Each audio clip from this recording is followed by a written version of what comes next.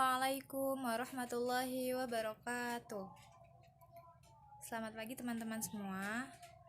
Alhamdulillah hari ini adalah hari ke-18 kita berpuasa di bulan suci Ramadan. Semoga hari ini menjadi berkah untuk kita semua. Nah, di sini saya akan memperkenalkan diri terlebih dahulu. Perkenalkan, nama saya Febriani Fidianingsih. Saya dari Prodi Ilmu Komputer. Di sini saya akan mempresentasikan tugas mandiri saya mengenai flowchart. Itu dari mata kuliah Dasar Logika dan Algoritma dengan dosen pengampu Pak Ihsan Maulana, Eskom MTI. Selanjutnya, di sini saya akan menjelaskan yang pertama, pengertian dari flowchart. Apa sih flowchart itu? Flowchart atau bagan alur adalah diagram yang menampilkan langkah-langkah dan keputusan untuk melakukan sebuah proses dari suatu program. Setiap langkah digambarkan dalam bentuk diagram dan dihubungkan dengan garis atau arah panah. Nah, jadi flowchart itu secara struktur Indonesianya adalah tahapan-tahapan penyelesaian suatu masalah dengan menggunakan kata-kata atau teks. Nah, kelemahan dari flowchart ini karena ia itu menggunakan kata-kata atau bahasa, jadi algoritmanya yang digunakan tuh sangat dipengaruhi oleh tata bahasa pembuatnya. Oleh karena itu, metode dari flowchart ini direpresentasikan dengan berbagai simbol yang dimudahkan untuk mampu dimengerti dan mudah untuk dipahami bagi yang lain gitu. Jadi flowchart ini tuh karena ia merupakan tahapan-tahapan penyelesaian yang menggunakan kata-kata, jadi ada metodenya, yaitu adanya simbol yang merepresentasikan suatu tahapan penyelesaian tersebut. Jenis flowchart itu ada 5. Saya akan menjelaskan yang pertama, flowchart program. Bagan alur program adalah suatu bagan yang menggambarkan arus logika dari data yang akan diproses dalam suatu program dari awal sampai akhir. Jadi, flowchart program ini sangat berfungsi, sangat berguna banget bagi programmer dalam menyusun program yang rumit gitu. Jadi dia itu bisa menggunakan flowchart program sebagai alat untuk bisa membuat program tersebut. Lalu yang kedua ada flowchart system. Flowchart system adalah flowchart yang menampilkan tahapan atau proses kerja yang sederhana berlangsung di dalam sistem secara menyeluruh. Nah, perbedaan dari flowchart system dengan flowchart program itu dilihat dari sifatnya. Kalau flowchart program itu lebih terperinci, lebih mendetail prosesnya dari awal sampai akhir dari suatu program. Sedangkan kalau flowchart system ini hanya menggambarkan arus data dari suatu sistem tersebut gitu. Namun simbol-simbol yang digunakan ada yang sama, ada yang berbeda dari flowchart program. Yang berikutnya ada flowchart dokumen. Flowchart dokumen berfungsi untuk menelusuri alur form dari satu bagian ke bagian yang lain, termasuk bagaimana laporan diproses, dicatat, dan disimpan. Nah, maksudnya ini ketika kita bisa juga dikatakan flowchart dokumen itu adalah bagan alur atau proses yang menggambarkan pengelolaan dalam suatu dokumen. Entah itu dokumennya mau dikelola dalam bentuk pengeditan atau disimpan, didistribusikan, itu menggunakan flowchart dokumen. Yang berikutnya ada flowchart skematik dan flowchart proses. Di sini saya akan menjelaskan yang keempat, yaitu flowchart skematik. Diagram ini mirip flowchart system, namun lebih mendetail lagi atau lebih kompleks, sehingga tidak hanya simbol tapi juga ada tambahan gambar penunjang agar lebih mudah dipahami. Jadi flowchart skematik ini merupakan suatu gambaran umum tentang suatu proses, tapi dia lebih kompleks gitu ya, lebih detail lagi. Yang berikutnya ada flowchart proses. Flowchart proses adalah cara menggambarkan rekayasa industrial dengan cara merinci dan menganalisis langkah-langkah selanjutnya dalam suatu prosedur atau sistem. Nah, flowchart proses ini cara penggambaran. Jadi suatu bagan atau alur proses yang menggambarkan bagaimana suatu proses itu didokumentasikan atau dikelola gitu. Kayak contohnya misalkan contoh sederhananya kita ingin melakukan pemesanan online gitu. Nah, flowchart proses ini dimulai dari kita memilih barang yang mau kita gunakan karena kita dapat masalah gitu. Dari masalah itu kita menemukan solusinya dengan menggunakan flowchart. Aku butuh barang nih tapi cuman ada di online gitu, di situs online karena barangnya dari luar negeri gitu. Nah, itu bisa kita buat flowchartnya untuk pemecahan masalah kita, untuk menyelesaikan masalah kita. Gimana sih caranya kita pesan online? Gimana sih caranya supaya kita pesannya itu barang itu sampai di tangan kita? Bagaimana proses-prosesnya? Kita bisa menggunakan flowchart proses. Lalu slide selanjutnya adalah simbol-simbol flowchart. Nah, di sini ada berbagai macam simbol dalam flowchart ya teman-teman. Jadi flowchart itu kan bagan alur. Nah, di sana ada digunakan representasi simbol. Yang mana ada flow. Yang pertama flow itu simbol yang digunakan untuk menggabungkan antara simbol yang satu dengan simbol yang lain. Jadi arah panah gitu. Jadi sebagai penghubung. Yang kedua ada one page reference. One page reference ini bentuknya itu lingkaran ya. Kalau tadi kan tanda panah itu bisa ke atas, ke bawah, ke kanan, ke kiri dan sebagainya. Nah, kalau one page ini bentuknya lingkaran, bulat gitu kan. Yaitu simbol untuk keluar masuk atau penyambung proses dalam lembar kerja yang sama gitu, di dalam lembar kerja yang sama. Sedangkan ada yang bentuknya seperti ini. Bisa dilihat ya teman-teman di slide, yaitu off page reference. Jadi dia itu untuk simbol keluar masuk dalam proses yang dalam lembar kerja yang berbeda. Kalau yang tadi lingkaran tuh lembar kerja yang sama, kalau yang ini off page reference itu dalam lembar kerja yang berbeda. Lalu selanjutnya ada terminator. Nah, terminator ini bentuknya kayak lonjong gitu ya teman-teman ya, tapi tidur, dia lonjong tidur, yaitu simbol yang menyatakan awal atau akhir suatu program. Nah, diawali dan diakhiri dengan terminator bentuknya ya, simbolnya seperti ini. Yang selanjutnya ada lambang simbol persegi ya, persegi, yaitu sebuah lambang proses, simbol yang menyatakan suatu proses yang dilakukan komputer. Jadi proses tahapan-tahapan itu menggunakan proses persegi gitu ya bentuknya. Lalu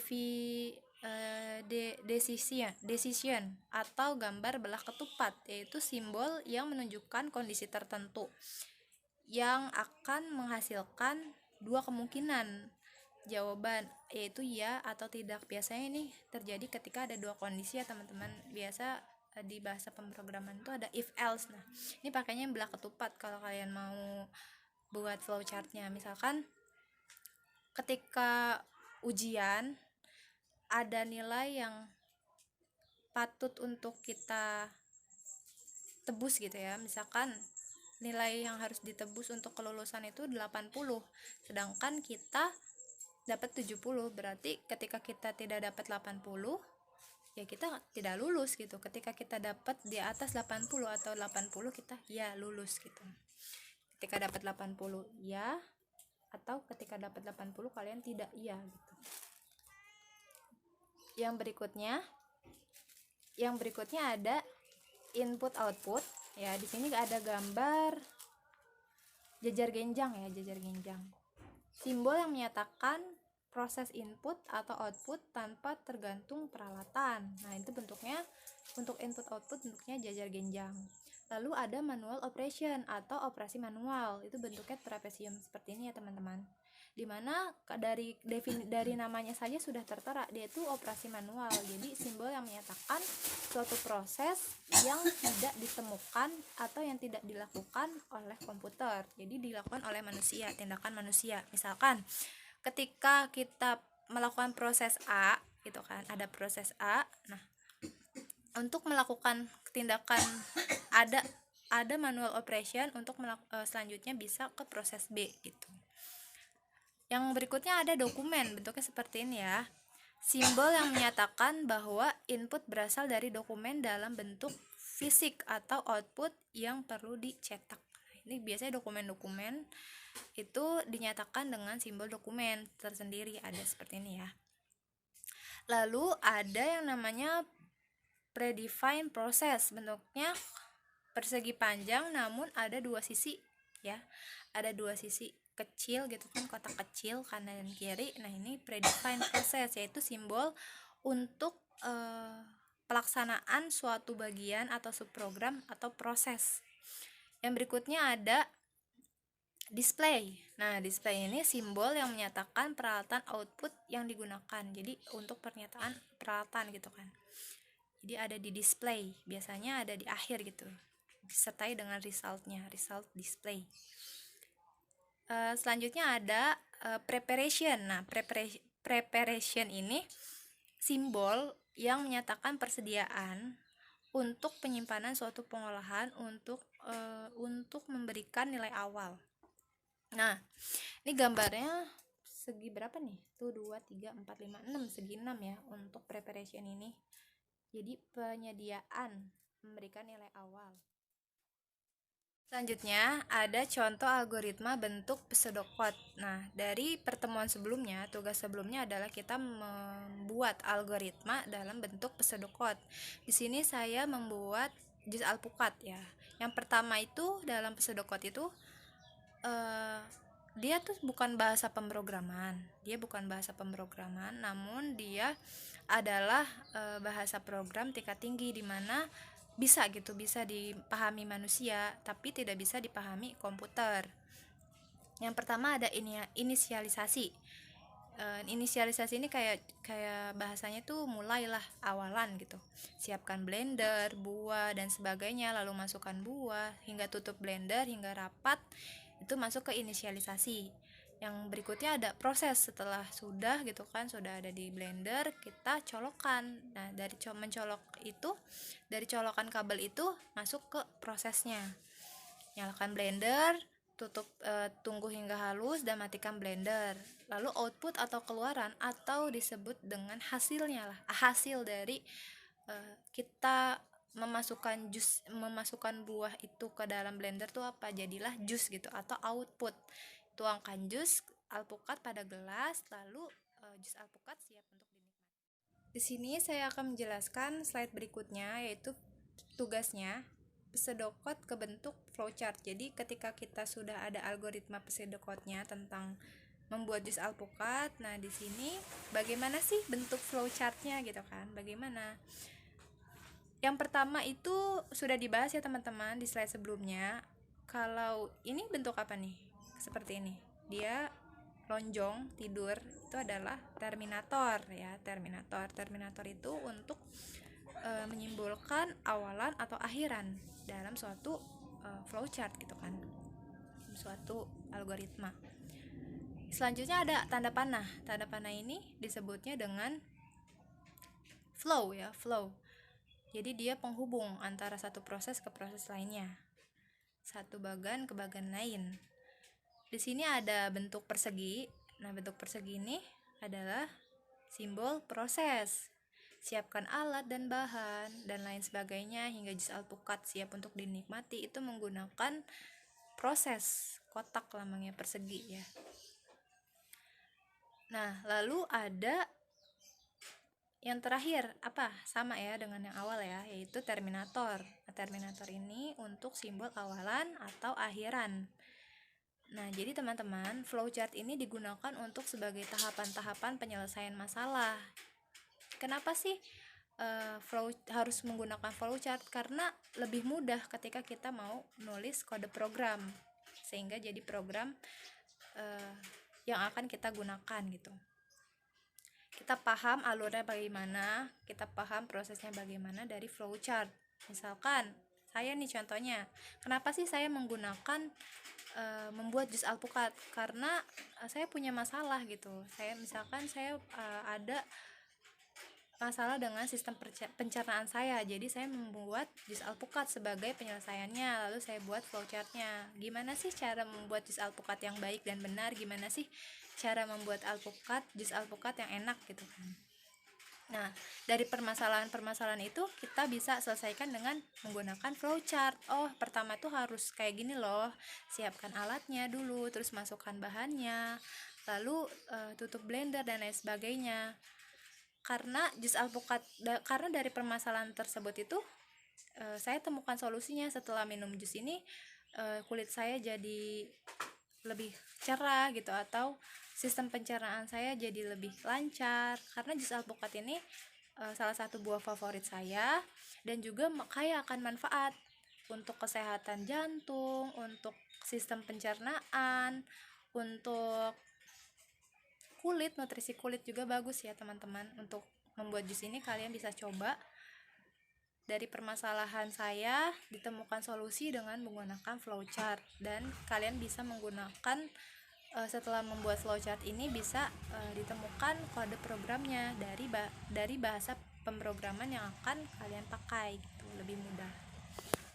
Baik teman-teman, sekian dari presentasi saya hari ini. Mudah-mudahan yang hari ini berpuasa di hari ke-18 Ramadan dilancarkan puasanya, dan kita sama-sama berada dalam keberkahan bulan suci Ramadan. Semoga ada manfaatnya. Wassalamualaikum warahmatullahi wabarakatuh. Dadah. Audio Jungle.